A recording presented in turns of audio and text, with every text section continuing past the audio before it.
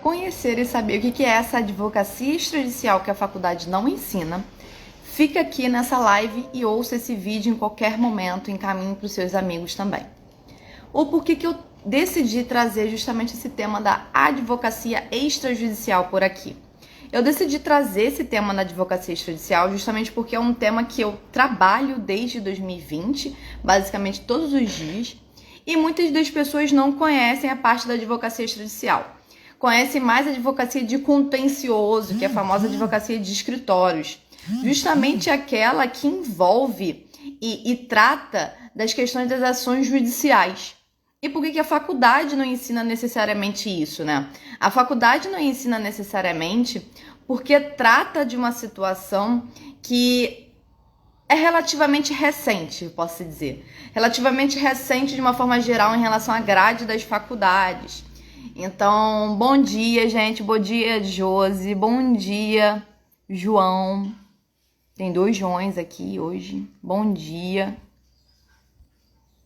Se vocês por Beatriz, bom dia. Aproveita e encaminha essa live aqui para os colegas de vocês que não conhecem a advocacia extrajudicial. Só clicar nessa setinha aqui, porque ela vai ficar salva. Então, qualquer pessoa que for a verificar depois e tentar dar uma olhada, vai conseguir ver. Então, encaminha nessa setinha aqui. Ajuda a compartilhar, gente. Se tiverem dúvidas, também coloquem aqui que eu vou falando aos poucos, tá? E o que acontece e o porquê que essa advocacia extrajudicial não é ensinada na faculdade? Porque essa advocacia extrajudicial, essa construção da advocacia extrajudicial é relativamente recente. Então, até ter essa alteração da questão da regulamentação via universidades, demora um tempo a acontecer. Tanto que, dá um exemplo prático aqui, a questão de arbitragem. A lei da arbitragem é de 96. A lei de mediação é de 2015. E a questão da modificação da grade da faculdade para colocar o mínimo foi muito recente, depois de várias discussões, vários projetos e etc. Então, assim, é uma questão gradativa essa questão da advocacia extrajudicial. E o que é danada dessa advocacia extrajudicial, que a gente não entende na faculdade, a gente não aprende na faculdade? A advocacia extrajudicial é basicamente tudo aquilo, toda essa imensidão. Bom dia, Thaís. É basicamente toda essa imensidão que trata do tema justamente da advocacia, da função do advogado em outros tipos de escopos. Por quê? Quando a gente imagina o advogado, uma pessoa advogada, vocês que estão aqui ao vivo, me falem o que imagina na cabeça de vocês, no advogado. Qual é a imagem do advogado? Descreva aqui nos comentários. É um homem, é uma mulher? Tem terno? Tá de salto? Onde que essa pessoa está? Como que vocês imaginam o advogado hoje?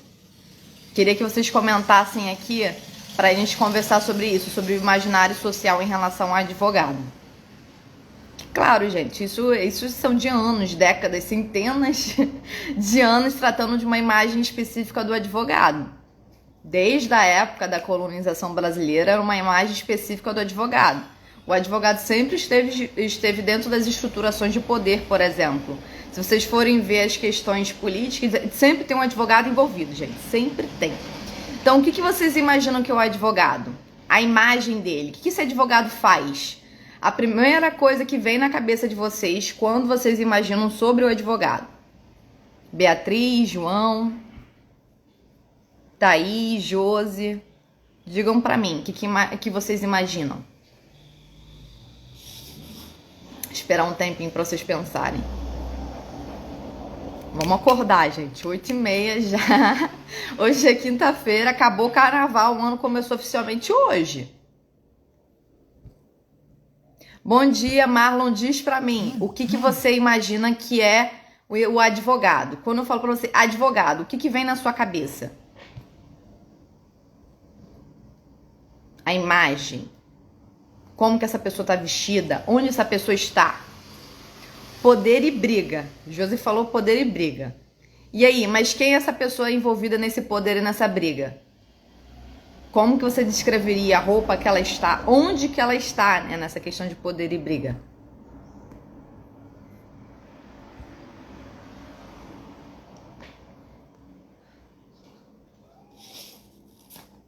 A live vai ser rápida, tá, gente? É no máximo meia hora.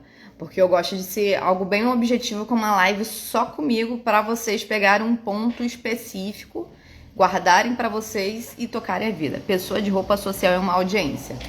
Ó, poder e briga, pessoa de roupa social em uma audiência. Marlon e João, como vocês imaginam um advogado? Quero ouvir de vocês. O que é o advogado? Qual é o gatilho que vem na cabeça de vocês? O que vocês imaginam? Roupas influenciam bastante. Pois é, Josi, a gente ainda tem essa questão, né? O estigma da roupa social na advocacia, que é um rio de fortuna de dinheiro.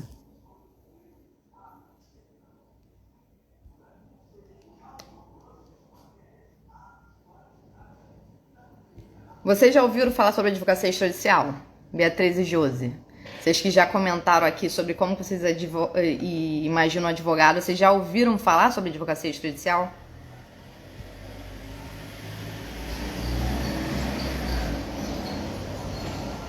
Bom dia, Ana Cristina. Temos uma arquiteta aqui, hein, gente?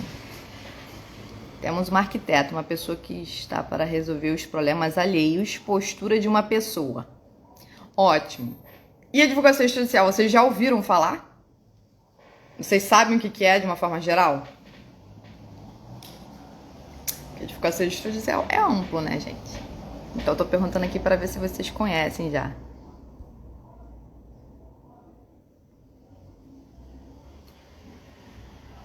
A Josi falou que já conhece a advocacia extrajudicial.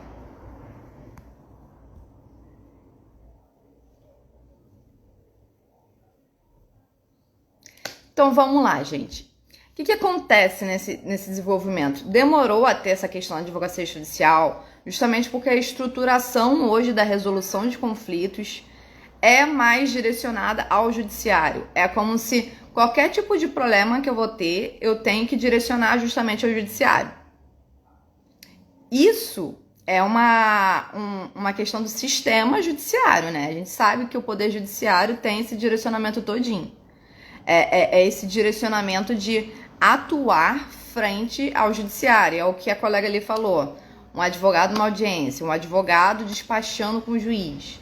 É um advogado dentro do tribunal.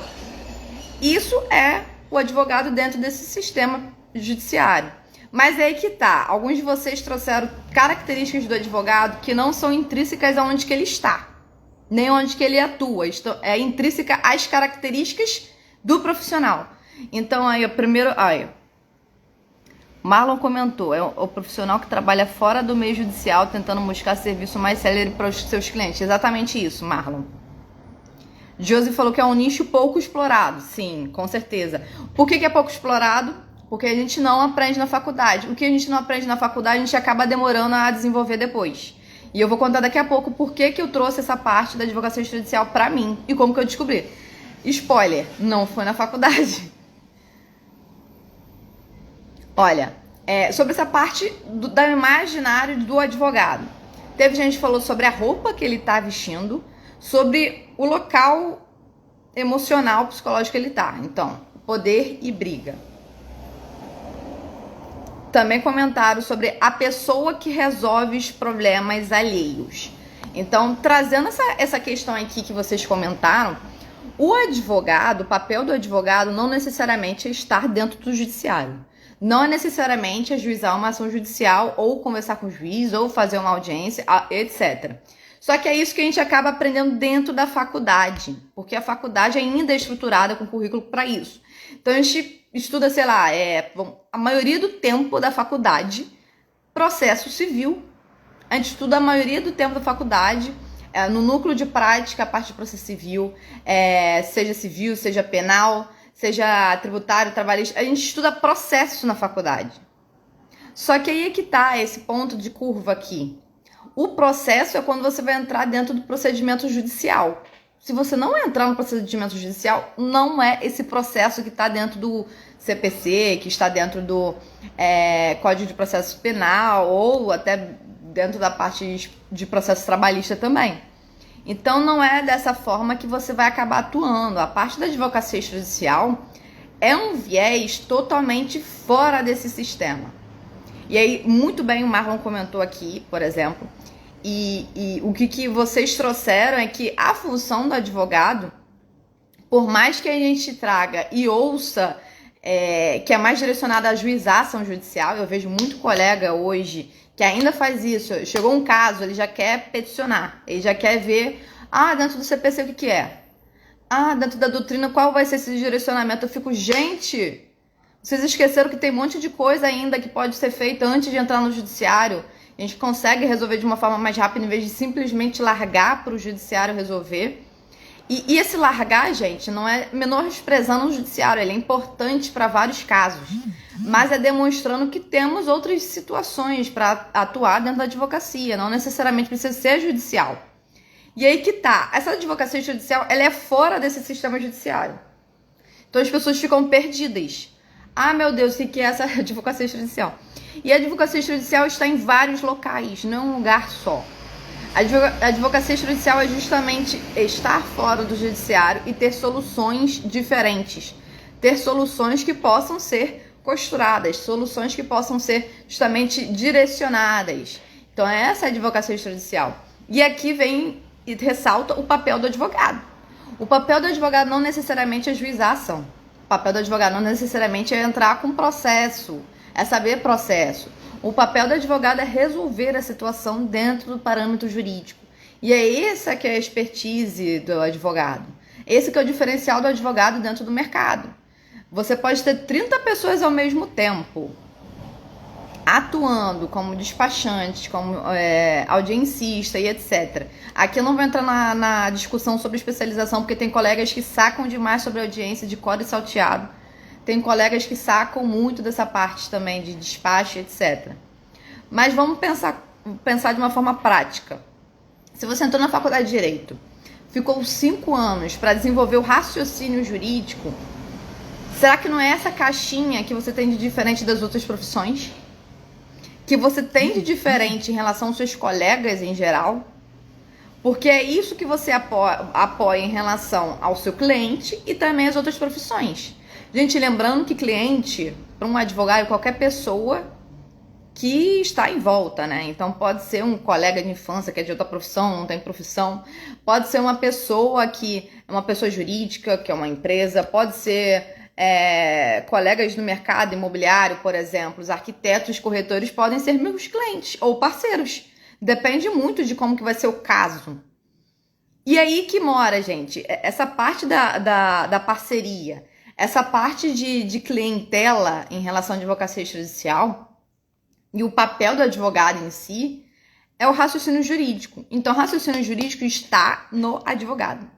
Gente, são 5 anos de formação. No mínimo, trazendo aqui, no mínimo. Porque sei que tem colegas que ficam mais tempo na faculdade justamente por conta das questões pessoais e psicológicas, por conta da pandemia, etc. Bom dia, Lavínia. Bom dia, Gisele, Joselma, Gláucia. Bom dia, a gente está falando sobre advocacia judicial. E basicamente qual é o papel do advogado nisso tudo, né? O que é o advogado, afinal de contas, já que a faculdade direciona a gente pensar que o advogado é aquele que sabe processo, aquele que sabe ajuizar uma ação judicial.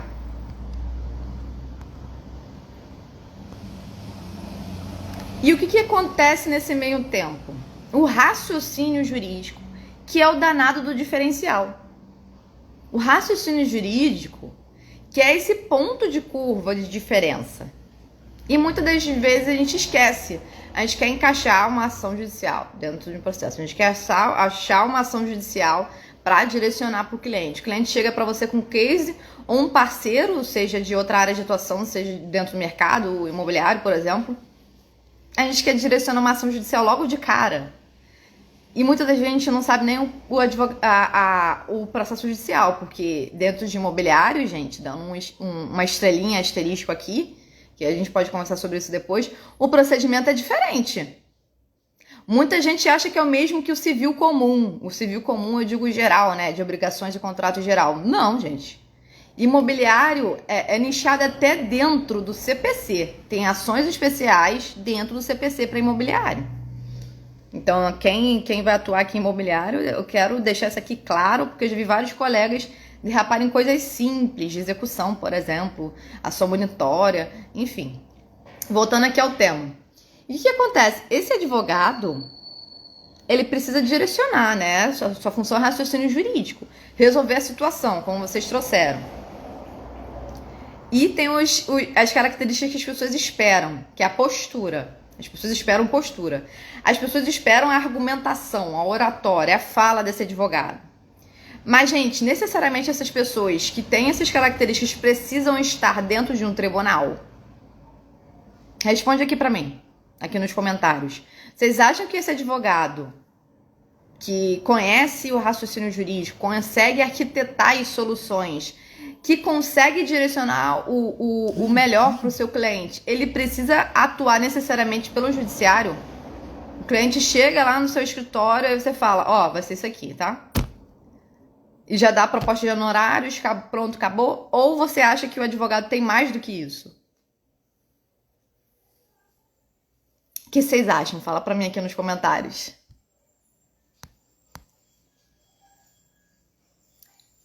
Roberta, bom dia. Olha, a maioria de mulheres aqui hoje, hein? Roberta, Josi, Gisele, Lavínia, Beatriz, Joselma, Marlon e Glaucia. E aí, o que vocês acham sobre isso? Não, raciocínio jurídico é justamente pensar fora da caixa. Lavínia, não é o único lugar que cabemos. Exatamente isso, gente. Exatamente isso. E o que acontece é que pela faculdade não dar esse direcionamento e a gente não conhecer logo de cara, a gente fica com um senso comum da sociedade. Por quê? Eu vou dar um exemplo meu da minha vida pessoal. Eu entrei na faculdade, eu tinha a menor noção que era CPC, não sabia que era processo judicial. Eu sabia que existia o advogado para resolver as soluções. E eu sempre imaginei o advogado, essa pessoinha dentro dos tribunais, porque era um estigma que eu via em série, TV. As pessoas comentavam que o advogado atuava com juiz, etc. Então, era esse estigma que eu tinha na minha cabeça do imaginário social comum. Quando eu entrei na faculdade, que é aqui onde que eu vou começar a direcionar como que eu descobri o extrajudicial, eu comecei a ver que, caramba, eu não sei se eu gosto tanto desse estilo. Será que eu tô perdida na minha profissão? Porque eu acho que eu não gosto de fazer processo judicial. Eu acho que eu não gosto dessa parte de modelo, né? De tipo, pessoa falou, encaixar, pessoa falou, encaixar. Eu fiquei tipo, será que a advocacia é isso? Porque eu sempre imaginei a advocacia como uma questão criativa, uma questão de organização, uma questão justamente para trazer solução para o cliente da melhor forma possível, não essa questão sistematizada e organizada, né? Foi quando eu estava na faculdade, não conhecia nada disso, não conhecia o extrajudicial ainda, não conhecia nada disso. Por sorte, eu tive muita sorte que essa minha professora tinha um viés já direcionando para uma questão mais da autonomia das partes. Então isso me ajudou a abrir esse olhar de pensar que não existe apenas o judiciário. E como eu tinha esse imaginário pessoal, social, todo mundo pensa isso, gente, de advogado. É a pessoinha que vai arrumar barraco. É a pessoinha que vai lá resolver. Arruma barraco, mas resolve, né? Que o pessoal fala do advogado. Tem algumas questões de senso comum também. Ah, é picareta, porque muitas das vezes a pessoa não entende a linguagem do advogado. Então sai falando mal, o cliente acha que passou a perna, e às vezes é o honorário do próprio advogado. Enfim, ele acha injusto e não entende como é o trabalho do advogado, porque é uma questão intelectual. Isso é comum, porque a pessoa não passou esses 5 anos da faculdade, ela não conhece. Então os leigos que eu digo são as pessoas que não têm formação jurídica, sabe? Então acaba que essas pessoas ficam perdidas nesse limbo e vão passando para as outras. E era essa visão que eu tinha, porque eu não tenho ninguém na minha família que é do mercado jurídico. Não tem advogado na família. Não tem juiz, ninguém desses níveis, né?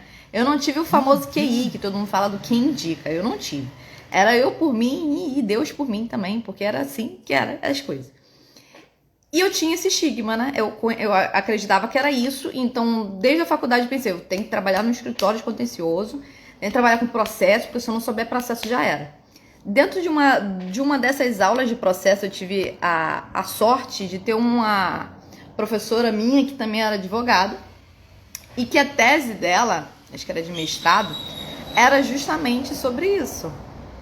Era sobre um pouquinho, né? Um pouquinho sobre isso, não necessariamente, mas tinha um pezinho que me direcionou totalmente para o extrajudicial. Era justamente sobre negócios jurídicos processuais. E para quem conhece negócio jurídico processual, sabe que é esse ponto de negócio jurídico processual, é esse ponto de a pessoa vai decidir. Não necessariamente o processo que vai direcionar. Obviamente tem todos os arcabouços, tá, gente? Não é uma questão 100% aberta. Mas as partes conseguem direcionar o prazo processual. As partes conseguem direcionar quais são as situações que vão decidir. Negócio jurídico processual, assim, é uma questão brilhante e que quase todo mundo faz de alguma forma, porque negócio jurídico processual é tudo que remete ao processo, ao direcionamento e tal. Quando você faz essas negociações de objeto, também é uma espécie de negócio jurídico. E eu fiquei assim, pô, caramba! E ela comentou, né, que tinha um artigo do CPC 2015. Gente, eu entrei na faculdade em 2015, então o CPC tinha acabado de, foi na mosca da virada do CPC e eu tinha a menor ideia, porque eu entrei na faculdade e eu não sabia de nada, então ninguém me avisou que ia ter mudança do CPC. Quando eu cheguei lá, ela falou, olha, esse CPC agora teve essas modificações em relação ao anterior, do 73, e a gente está incluindo agora essas partes dos métodos extrajudiciais. Gente, isso abriu um buraco na minha cabeça, que eu fiquei tipo assim, caraca, como assim? Extrajudicial, eu não conheço nada disso. Me bateu um desespero, que eu não sabia nem processo ainda, porque era o início da faculdade. Então eu não sabia nem processo ainda, e eu descobri que tinha questões extrajudiciais. E pior ainda, que eu nunca tinha ouvido falar, pelo menos o processo eu já tinha ouvido falar, eu ouvi os veteranos falarem, as pessoas em geral, noticiário de televisão vive discutindo processo civil, processo penal. Não vou trazer esse tema aqui, porque pra mim isso é horrível, mas abriu um buraco e eu fiquei desesperada para procurar essas informações, de entender mais sobre isso. E foi a partir da mediação, a partir da parte de estudo sobre mediação, que eu comecei a conhecer os métodos extrajudiciais. Como eu fiquei com essa pulguinha, eu fui conversar com essa professora. Ela falou assim, simplesmente, Cássia, na faculdade não vai ter isso hoje. Faculdade a gente não tem, né? Tá em adaptação, tá muito ruim, capenga internamente aqui. Procura lá fora. E nesse procurar lá fora foi quando eu encontrei esses grupos de estudos sobre mediação, sobre os métodos em geral e etc. E aqui, gente, é a ponta do iceberg, tá? Porque nessa época eu estagiava, pelo que eu me lembro, eu estava começando a estagiar na parte extrajudicial administrativa. Olha que é mais irônico. Eu comecei a estagiar em licitações e contratos na AGU. E era totalmente essa questão de parecer. Eu estudava parecer. Fazia vários pareceres por dia sobre licitações e contratos. Na época não tinha alteração ainda da lei de licitações e contratos, que foi recente, né? Então eu fazia tudo em relação à lei anterior e etc. Fazia os pareceres e eu não sabia que aquilo dali era extrajudicial e eu achava estranho, porque eu pensava, caramba, eu preciso aprender processo. Aquele estigma, né? Preciso aprender processo. Aí foi quando eu comecei, tá bom, vou fazer uma transição, vou estudar mediação, vou ver como é que funciona isso. Coincidiu justamente com a criação do CJM, algum tempo depois. Que aí eu saí da AGU, fui trabalhar dentro de um fórum, que eu pensei assim, caramba, eu preciso tirar essa noção se eu vou querer ou não essa parte de concurso público, eu preciso decidir agora. Então foi quando eu fiz estágio dentro de vara civil, para saber como funcionava, como que direcionava isso. E nisso que eu soube como que era essa vara civil, eu fui para escritório de contencioso, só que eu fui contencioso de massa de consumidor. Isso que fui contencioso de massa de consumidor, pensei, eu não quero trabalhar mais com contencioso. Já começou essa sementinha aqui, sabe? Que eu via, caramba, eu tô vendo a mesma situação se repetir 300 vezes, em ações diferentes, com pessoas diferentes, mas sobre a mesma questão. Que muitas das vezes era o contrato que direcionava ao cliente não entender, ou era o contrato que estava com algum tipo de furo. E eu comecei a ter essa sementinha, né? De pensar, caramba, acho que eu preciso algo nesse sentido. Eu trabalhei no setor de acordos nesse escritório, então eu comecei a desenvolver a parte de acordo, eu comecei a atuar na parte do setor de acordos. E aí que eu comecei a atuar e estudar mediação, né? A mediação nessa parte de extrajudicial, dentro do CJM, Comitê de Jovens Mediadores CBMA, que foi criada aqui no Rio de Janeiro. Eu era azarinha, eu sabia de nada, né, gente? Nada. Eu tava aprendendo o processo ainda e não sabia nada de mediação. Então era 1 em processo, 0 em mediação. E eu comecei muito me direcionar para isso. Eu comecei a pensar, tá, bacana. E como que funciona a parte do estratégico, né? Que foi quando eu comecei a ir pro imobiliário, estratégico imobiliário. Foi pro estratégico imobiliário e percebi, eu não sei se é a mesma coisa que acontece com vocês, que era a mesma coisa. Que eu ia pra lá, sabia as ações, o que tinha que ser feito, recurso, processo, prazo, etc. Aqui já estava num nível que eu já conseguia identificar tudo dentro do processo imobiliário em geral. Só que eu via que as coisas se repetiam. Eu pensava assim, caramba, tem que ter outro tipo de solução para isso. Eu tô aqui horas fazendo uma petição, tô aqui horas tentando falar com o juiz, tô aqui horas fazendo um X coisa. E isso eu sei que não vai se resolver, ou se vai demorar muito tempo. Porque um dos pontos aqui de advocacia judicial, que todo mundo conhece, que eu imagino quem tá aqui ao vivo. Oi, bom dia, Renan. É essa questão de demorar 5 anos para um processo civil, gente, para uma sentença. Gente, isso pra mim é um absurdo, tipo, fora do comum. Fora. A gente até tem princípio no CPC que ajuda nisso, né, do impulsionamento, etc. Mas, caramba, é surreal. Você já imaginou você entrar com uma ação aqui hoje? Você vai ter que esperar 5 anos. Gente, 5 anos já nasceu uma criança e a criança já tá batendo parabéns no bolinho. Então, assim, pra mim foi surreal de pensar algo nesse sentido, do tempo, né, que se passa, os 5 anos, etc. E eu comecei justamente a pensar, caramba, eu tô demorando muito tempo fazendo essas petições, tô demorando muito tempo fazendo esse direcionamento. E começou a me surgir essa questão de contratos. Caramba, isso vem lá de trás. Isso não não surge aqui agora, né? O contrato é o que acontece, porque a maioria das ações que eu tratava quando era no contencioso estratégico, era sobre contratos de empréstimos. Sim, contratos de empréstimos. Eu atuava para bancos. Então, eu via a questão dos contratos de empréstimos. Depois, eu atuava no contencioso de shoppings. Então, contencioso de shoppings, eu estava pelos shoppings. Então, eu via as dificuldades dos inquilinos dos shoppings de conseguir atuar dentro desse... Caramba, é muita taxa. Eu não vou nem explicar isso daqui porque é muita coisa. Mas o que acontece? Eu comecei a verificar isso de uma forma surreal. Que todas as ações remetiam de alguma forma para a pessoa não ter entendido o que era o contrato. O contrato, gente. Tem pessoa que entra no processo judicial porque não entendeu o contrato. Porque esqueceu como que é o contrato. E porque não entende a linguagem do contrato, a pessoa, tipo assim, vou entrar com ação judicial porque eu não tô entendendo o que essa pessoa vai estar falando. Vou entrar com ação judicial porque o juiz vai me explicar e vai dar a sentença. É isso que as pessoas pensam, de uma forma geral. O bom senso não, o senso comum da sociedade. E foi aí, gente, que eu comecei a desenvolver essa parte extrajudicial. Eu tava estudando mediação de uma forma paralela, mas devagar, né? E ia entendendo por dentro dos processos também. E eu comecei a verificar que, além disso, foi aqui que eu comecei a aprender a estudar e olhar sobre a questão dos bens, a análise de documentação. E assim, 90% das pessoas não sabem o que é análise de documentação imobiliária. Não sabem analisar.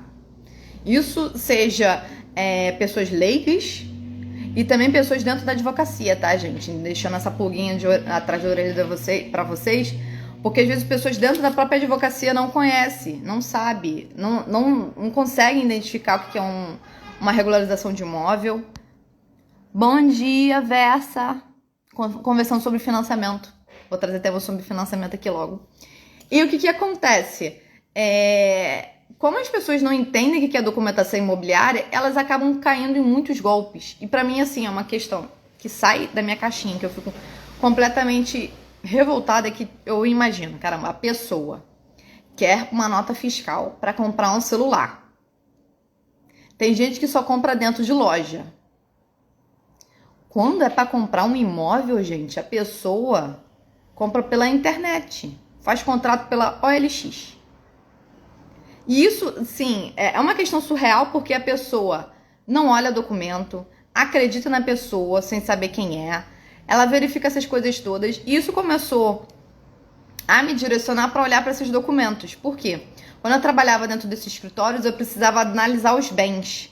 Como era uma questão de despejo, de aluguel, etc. Eu precisava saber se essas pessoas tinham dinheiro para quando elas estivessem devendo. Então eu tinha que analisar os bens das empresas, dos CNPJs, e os bens das pessoas. E foi aí que eu comecei a ver os documentos. Olhar os documentos e comecei a descobrir, caramba, essa pessoa aqui, maioria não tinha um imóvel no nome dela, realmente, no cartório. A maioria não tinha a BITS, gente. A BITS é uma questão essencial. Não sei se tem arquiteta aqui ainda ao vivo com a gente. Mas, gente, a BITS é uma coisa assim que eu fico, gente, como que uma pessoa entra num imóvel sem a BITS? Porque a BITS é como se fosse assim, olha, esse imóvel está ok, não vai cair na cabeça de ninguém. Se o imóvel não tem a BITS, a chance dele cair na cabeça de alguém, porque não teve projeto de arquitetura nem de engenharia, é imenso, gente. E é isso que vivia acontecendo por aí, né? Não vou entrar nesse caso da vida real. Mas aqui, atualizando com vocês para ver se tá todo mundo por aqui ainda. Roberta, Josi, Raquel, Lavínia, Renan, Beatriz, Joselma, Cristiane, Marlon e Gláucia. Mandem essa live pros amigos de vocês conhecerem a advocacia extrajudicial. Clica aqui nessa setinha, ó, no aviãozinho. Manda pros seus amigos da faculdade, pros seus amigos do trabalho, do estágio, onde que vocês atuam. Porque agora eu vou entrar na parte, o que é esse danado desse extrajudicial 100%. Antes eu tava contando como que eu conheci, de uma forma geral, de onde que veio essa ideia. Agora eu vou falar o que é esse danado da advocacia extrajudicial. A advocacia extrajudicial, gente, como eu já tinha traduzido antes, é a advocacia fora do judiciário. E esse fora do judiciário é que deixa as pessoas ansiosas. Porque pode ser qualquer coisa, gente. Pode ser muita coisa a advocacia extrajudicial. Eu vou falar alguns temas aqui e depois vocês... Cadê? Peraí. Vocês estão com papel e caneta? Confirme aqui nos comentários. Porque eu vou dar muita informação agora pra vocês darem uma olhada depois. Tá? Porque eu vou traçar mais pro imobiliário, mas eu tô terminando aqui essa parte pra trazer o geral. Papel, caneta, gente. Vamos lá, papel e caneta.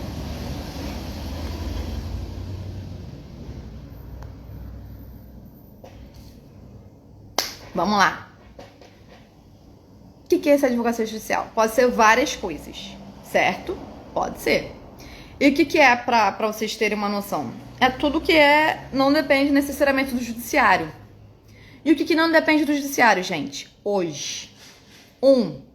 Processos administrativos. E esses processos administrativos aqui, gente, eu quero trazer aqui o mundo, porque basicamente tudo tem processo administrativo. A gente tem processo administrativo, e processo administrativo, eu digo aqui, gente, é quando um procedimento dentro de um órgão, por exemplo. Não quer dizer que é de direito administrativo, ok? Porque eu sei que tem gente do jurídico que pode confundir. Mas é qualquer tipo de procedimento dentro do jurídico, de um órgão e etc., como se fosse um recurso, por exemplo. E aqui essa caixinha, gente, abre uma imensidão. Por quê? A gente tem Detran. Detran é direito do trânsito. Gente, tem recurso de multa, tem recurso sobre essas questões, tem os procedimentos internos do próprio Detran sobre compra e venda de veículos, por exemplo. Tem gente que atua só nisso, literalmente, a pessoa que atua só nisso e é referência disso. Então, temos esse daí. Temos também a parte de licitações e contratos, que dependendo da situação, tem alguns órgãos que têm licitações e contratos específicos. Prefeituras. Tô falando isso aqui porque, gente, eu fui atuar um ano desse daí sobre discussão sobre PTU, lançamento de PTU em um condomínio. E eu fiquei assim, gente, não tem informação nenhuma sobre o procedimento de PTU. Eu não consigo discutir o procedimento administrativo sobre PTU. Por que não tem essa informação, sabe? Então, assim, existe um procedimento interno, só que isso não é organizado, é solto no mundo, né? Então, aqui que tá esse ponto. Você pode entrar e começar a atuar para isso. As pessoas vão precisar de isenção de PTU. As pessoas vão precisar verificar o lançamento de PTU. Também é uma opção. E prefeitura, gente, eu digo sobre tudo na prefeitura, sabe? Porque tem um mundo de informações dentro da prefeitura em relação à legalização de imóveis, por exemplo. Por isso que eu vou trazer o viés de imobiliário, porque é o que eu atuo e que eu vejo no dia a dia. E são os nichos que eu já verifiquei. E prefeitura tem esse mundo de coisas.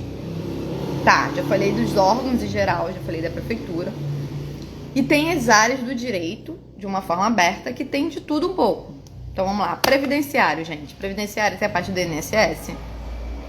Internacional. Internacional tem muita coisa que trata de uma forma administrativa, é só abrir um procedimento.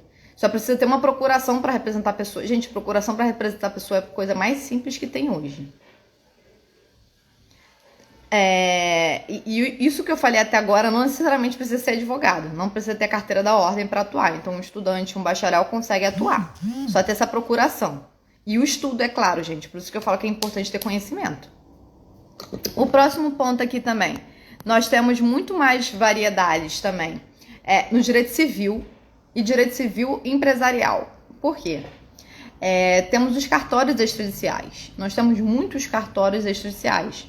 Nós temos os cartórios de notas, cartório de protestos, o cartório imobiliário, o distribuidor. Temos de registro de pessoa natural e pessoa jurídica. Como a gente tem esse monte de cartório aqui, não sei se eu estou esquecendo algum, se eu estiver esquecendo algum, alguém comenta se lembrar de outro. Todos esses cartórios aqui, gente, são atuações extrajudiciais. Um advogado pode fazer isso.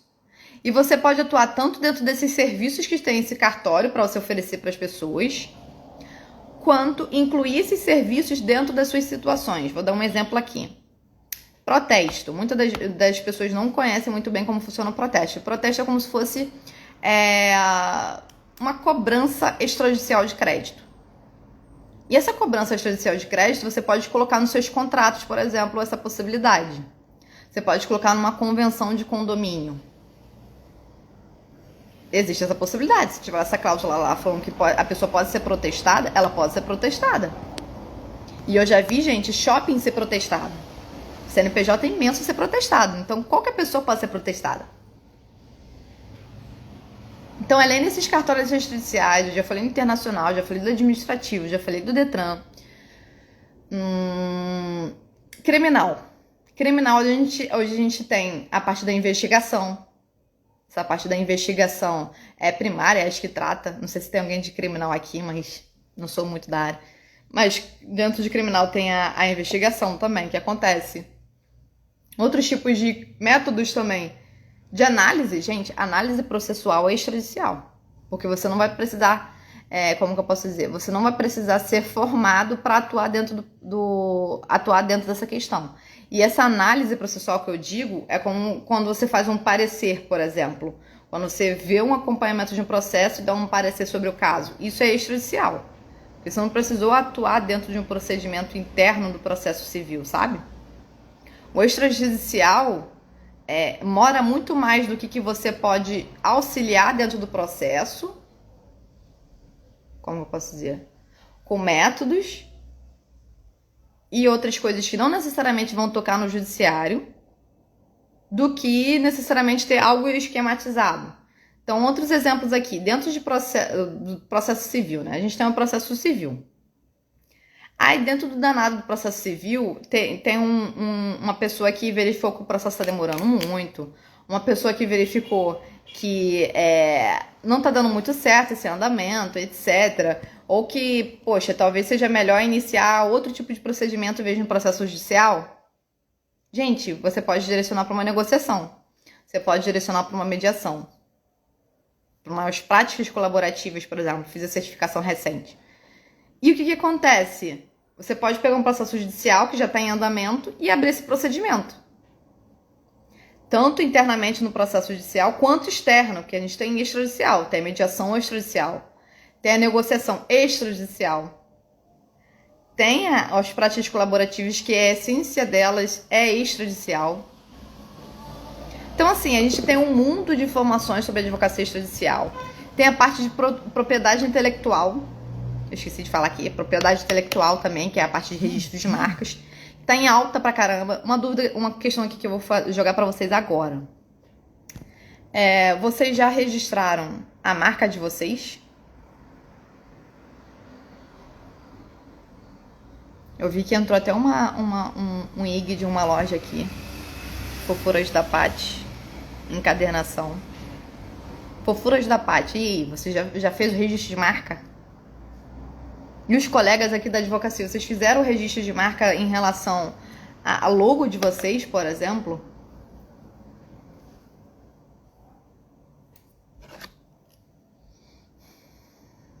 Ah, o meu registro eu fiz, tá?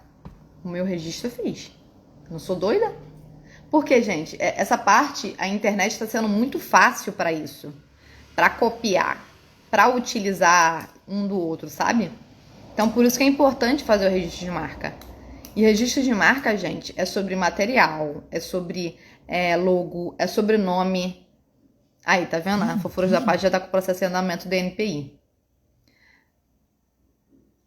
Tô trabalhando minha identidade visual para registrar, mas já trabalho com isso. Exatamente, Beatriz. Porque assim, hoje com o digital, quando você lança alguma coisa na internet, a facilidade de uma pessoa copiar e depois dar uma de doida é imensa. Se você já tiver a parte do registro de marca, você não vai ter essa preocupação, porque você já vai ter a questão do princípio da anterioridade. Se você está desde lá de trás utilizando o nome, utilizando a marca, utilizando a logo, você não vai ter essa dor de cabeça. E entrando nessa discussão aqui, gente, tecnologia e direito digital abre uma caixinha imensa sobre o extrajudicial. Porque você pode fazer consultorias para as pessoas direcionarem sobre o direito digital. Gente, está tendo crime assim, bizarro o tempo todo digital.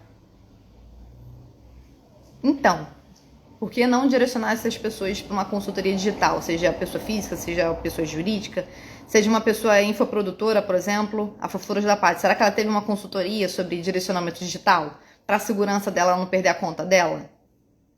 Será que ela sabe disso? Que ela já tem um advogado que atua para ajudar ela a fazer esse direcionamento? Para ela ter um manualzinho, olha, o que é direcionado, o que é bom, o que não é bom, o que você precisa fazer. Então, a gente abre essa caixinha do digital aqui que tem muita coisa também envolvida. Tem muita coisa envolvida.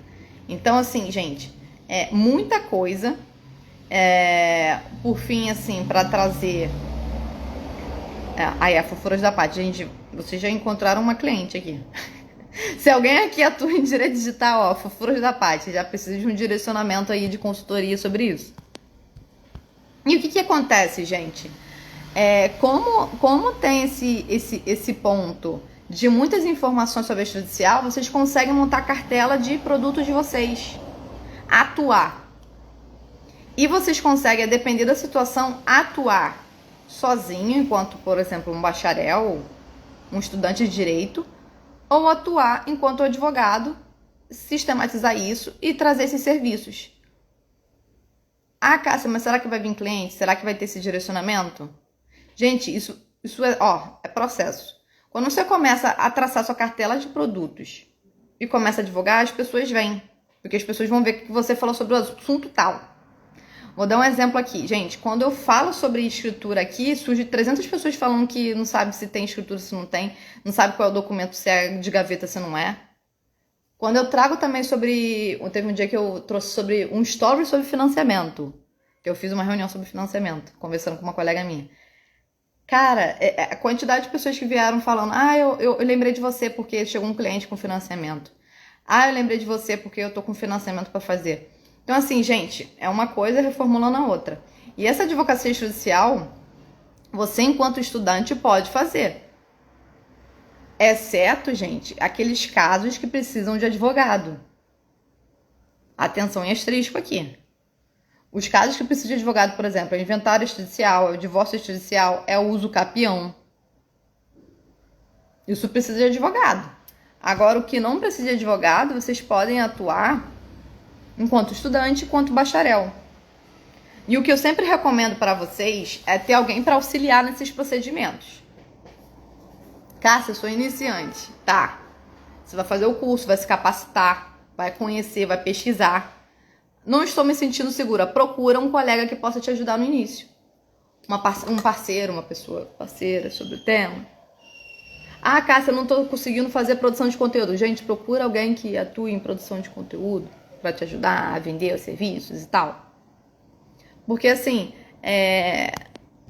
hoje a gente procura muito essa questão de flexibilidade, de liberdade, de carga horária, de local. A gente sabe como que tá o mercado de trabalho também, né? A gente sabe como tá. Tá complicado o mercado de trabalho. Não vou ser uma pessoa que vai passar pano aqui pra questão do mercado de trabalho da advocacia, porque não tá fácil. Não tá fácil. Em relação vaga, em relação também essa parte específica de clientela. A cultura do Brasil e especificamente aqui do Rio de Janeiro é de não querer pagar, tá? Avisando pra vocês aqui. É de não querer pagar o advogado, então isso se torna uma bola de neve. O caso da Americanas, gente. O caso da Americanas é a ponta do iceberg. Eu já trabalhei em empresa, já trabalhei em escritório, já trabalhei em órgão público. Eu sei como que é o sistema de dentro.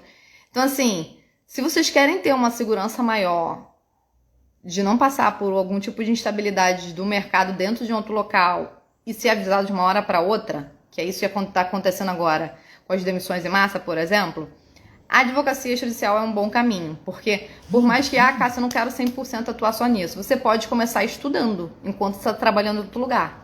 Você pode começar testando, fazer alguns conteúdos para ver como funciona, etc. Procurando colegas que já atuam. Isso pode ser uma parte legal. E aonde que vem essa virada pro imobiliário, gente? Eu comecei a fazer minha transição de carreira, eu ainda estava no 10º período. Foi durante a pandemia, mais ou menos. Eu já tinha pensado em sair do contencioso para ir pro estratégico, lá atrás. Eu pensei, não quero contencioso, quero ir pro estratégico. Só que eu descobri que eles eram muito parecidos. Esse é até irônico de falar, mas eles eram muito parecidos, a depender da quantidade de ações. Foi quando eu comecei a estudar o extrajudicial. Eu aprendi o extrajudicial de cartórios, eu entendi como funcionava isso, como que eram os serviços, como que se vendia. E eu pensei, eu quero trabalhar no extrajudicial. Foi quando eu comecei a fazer essa transição. Então, no final da faculdade, eu já saí focada nisso, eu quero trabalhar no extrajudicial. E o que é esse danado desse extrajudicial que eu trabalhei sempre? É contratos. É assessoria, é consultoria, é parecer, regularização de imóveis. Isso tudo aqui eu trabalho desde 2020. Antes era mais a parte de contencioso imobiliário que eu trabalhei, durante um ano e pouquinho, 1 ano e meio, 2 anos. E o que acontece? Essa parte de contratos, você tem que fazer manual, é mano a mano, é tipo, olha aqui o contrato. O que você quer fazer com esse contrato? Porque tem pessoas que pegam o modelo da internet. Gente, não pega o danado modelo da internet. Você pode até pegar para direcionar, para saber a estrutura, mas depois revisa cláusula por cláusula. Pergunta para as pessoas quais são as situações. Estuda o mercado, estuda a jurisprudência. O contrato não é essa questão de tipo, copiei e colei. Eu vejo muitos colegas fazerem isso também na hora do massa lá, de vender mais barato e faz assim. Então eu trabalhei muito em contratos. Muito, muito, muito. Então por isso que eu falo assim, eu trabalho no extrajudicial, eu atuo no extrajudicial. Tem gente que fala, não tem como trabalhar só no extrajudicial. Gente, tem como. Trabalhei alguns anos só no extrajudicial, trabalhando dentro de empresas. Eu saí do escritório, lá na questão da pandemia. Quando eu comecei a advogar, eu advoguei dentro de empresa. Eu advoguei dentro de empresa enquanto coordenadora jurídica e depois como coordenadora imobiliária. Eu tratava com contratos, eu tratava com relacionamento com o cliente. Eu tratava com regularização de imóveis, eu tinha que ver o documento o tempo todo para ver se o imóvel estava organizado, se não estava. Com cartório. Então, isso que tá aqui, direcionando. Por isso que eu falei, tem a advocacia extrajudicial, que é o mundo, que é tudo que eu comentei pra vocês, falei pra vocês pesquisarem, darem uma olhada depois. E tem um direcionamento específico do imobiliário. Meu chuchuzinho aqui atrás. Direito imobiliário, condomínio, um de corporação, outro de financeiro. Então, assim, é muita informação, eu sei que a advocacia extrajudicial não é organizada. Mas é isso que eu queria tratar inicialmente pra vocês aqui. Eu quero saber se vocês têm alguma dúvida. Vocês estão muito quietinhos muito tempo aqui agora. Se vocês têm mais algum comentário, alguma dúvida. Já clicaram aqui no aviãozinho, gente, pra mandar pros amigos de vocês conhecerem a advocacia judicial? Porque eu falei muita área aqui. Eu falei muita área pra vocês darem uma olhada depois. Eu não consigo destrinchar tudo porque é muita área, literalmente. Porque cada área do direito tem uma listinha de serviços. Roberta, Pati, Lavínia, Beatriz, Marlon e Gláucia. Vocês que estão aqui ainda. Alguma dúvida, gente?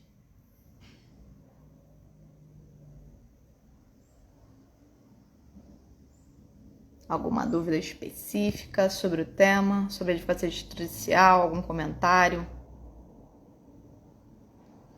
Bom dia, Gouveia. Depois dá uma olhada na live. Vai ficar gravada sobre a advocacia judicial e imobiliário. Bom dia, Lucas. Então, gente, tarefinha de casa. Vou dar tarefinha de casa pra vocês, hein? Eu não sei, Paty, você é de qual área? Do direito mesmo? Porque você vende, pelo que entendi, você vende coisas de caderno, né? De papelaria. Depois eu vou falar contigo. Mas o que acontece? Essa parte de advocacia judicial, vocês anotaram, né? Espero que vocês tenham anotado. Se não anotaram, gente, pega depois a live gravada e anota os temas gerais que eu trouxe, diários. Espero que eu não tenha esquecido nenhuma, porque é muita coisa. Depois, eu quero que vocês coloquem como meta de vocês pesquisarem. Qual é a área de atuação de vocês hoje? Vocês já têm uma área de atuação? Então, dentro da área que vocês têm, procurem os serviços que podem ser oferecidos. E, Cássia, como que eu encontro serviço? Você encontra, bebê, na internet, no Google. E encontra onde, especificamente? Você jogando a área de atuação, às vezes você já encontra, vamos supor. Você pode procurar sobre cartórios extrajudiciais. Você pode procurar sobre um tema específico. Papelaria personalizada, encarnação voltada para planejamento e organização. Gostei, Paty. Não sou do direito. Ótimo. Acho ótimo. Acho ótimo pessoas que não são do direito aqui falando comigo. Acho importante, inclusive. Porque aí, se a pessoa que não é do direito entender o que eu falei, é porque a linguagem tá boa. É o parâmetro bom. Porque eu não gosto dessa questão de juridiquês. Mas o que acontece, gente? Pesquisem, dê uma olhada depois sobre os serviços que vocês imaginaram, os serviços que vocês encontraram, o que vocês gostam em geral, qual é o tema que faz sentido, para vocês começarem a estudar isso. Tem alguns sites que já trazem alguns tipos de dicas disso, já tem alguns tipos de cursos. Dando um spoiler aqui, eu vou ter um tipo de curso. Não vai ser um curso, vai ser um workshop. Em abril. Vai ser em abril. Então já tem essa sementinha aqui. Vai ser aqui no Rio de Janeiro presencial no centro. Mas eu vou avisar pra vocês. Então, assim, gente, é importante vocês saberem que existem essas possibilidades. E extrajudicial, como você pode trabalhar sozinho e fazer a sua atuação mais tranquila, você consegue ter um pouquinho mais de liberdade para tudo. Eu não vou te falar que o resultado é de uma hora para outra, porque isso daí que dá na internet é mentira, eu sempre bato nisso. Gente, não vai ser, eu comecei a atuar no extrajudicial hoje, amanhã eu tô recebendo 10k. Não acredite nessas propagandas mentirosas de 10k em um mês. Nada acontece em um mês para receber 10k. Tá bom? Não acontece assim. Deixando a realidade aqui pura e tranquila. E o que acontece, gente? Quando vocês começam a atuar, vai demorar um tempo para as pessoas identificarem que você faz o serviço. Depois, você vai ter que procurar parcerias que trabalham nisso, indiretamente, por exemplo. Você vai ter que dar uma olhada nos preços. Você vai ter que fazer um atendimento comercial. Isso tudo é que eu tô falando desde o ano passado, direcionando a organizar minhas coisas do meu escritório. Então, assim, gente, não é uma hora para outra. Fazer a transição que eu comecei a fazer foi lá atrás. Foi entendendo como era por dentro, estudando o tema. Aí depois eu comecei a trabalhar também na prática. E depois que eu tive algum tempo de prática e entendi como que atuava, eu comecei a fazer e sair do local que eu trabalhava na época, como coordenadora. Então, assim, é importante vocês terem essa noção que é um processo. Então, você estuda, pratica, testa e volta. Oi, Chen. Tem que falar contigo também, hein? Manda mensagem no WhatsApp, ainda bem que você entrou aqui. Bom, é isso, gente. Clica no aviãozinho. Manda para os seus amigos. Anne, eu falei sobre criminal hoje. Extrajudicial. Só que como eu não sou de criminal, eu não sei se eu falei certo. É investigação o quê? É investigação defensiva? O nome da parte extrajudicial do criminal? Eu sei que tem justiça restaurativa também, tem a parte de negociação, de acordo de leniência. Tem mais o que de extrajudicial no criminal? Gente, a Anne é de criminal, tá? Porque como eu sou de civil imobiliário, eu não sei de nada. Eu vou chutando o que ela bota no feed dela. Se ela colocou no feed dela, eu acredito que tem credibilidade extrajudicial e criminal, porque eu não sei. Então, se ela botou no feed dela, é porque tá certo. É verdade. É um extrajudicial criminal. E entrou outro criminalista. Gente, é o horário do criminalista agora, né? 9h16 é o horário do criminalista. Messido tava falando sobre extrajudicial criminal. Eu espero que eu tenha falado certo. A Anne falou que eu falei certo. Que eu falei sobre investigação defensiva e a parte de negociação de acordo de leniência. Eu não sei se tem mais algum outro serviço extrajudicial dentro de criminal. Mas deixa aqui pro pessoal anotar quem queira trabalhar em criminal.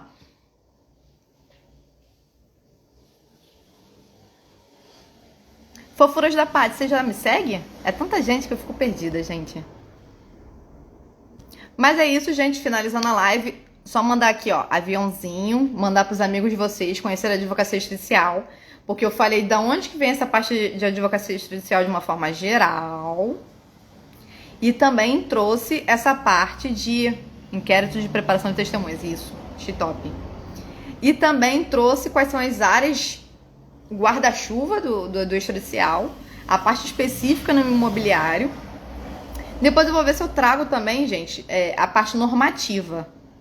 A parte normativa, que é a Resolução 125 de 2010. Já anotem aí, se alguém quiser estudar sobre a desjudicialização, começou aqui na Resolução 125 de 2010 CNMJ.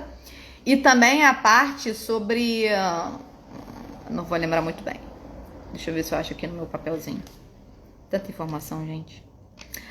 Uma outra questão aqui que eu quero que vocês anotem, já que é um tema para outra coisa. Agenda 2030 da ONU. A Agenda 2030 da ONU também fala sobre desjudicialização. Tem gente que não fala disso, mas a Agenda 2030 da ONU tem, e por isso que os tribunais estão desesperados para fazer a desjudicialização e desburocratização, porque são metas universais de desenvolvimento sustentável. E a desjudicialização está entre elas. E isso tem a ver com o que também, gente? ESG. Gente, está tudo interligado. ESG, inovação, isso tudo está interligado de alguma forma, porque é o desenvolvimento da sociedade digital.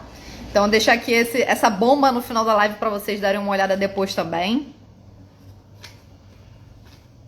Temos uma engenheira online, eu falei sobre a importância da parte de engenharia e arquitetura, por conta das obras que não são organizadas, né? Que cai tudo, enfim, não tem a BITS, o risco para a segurança.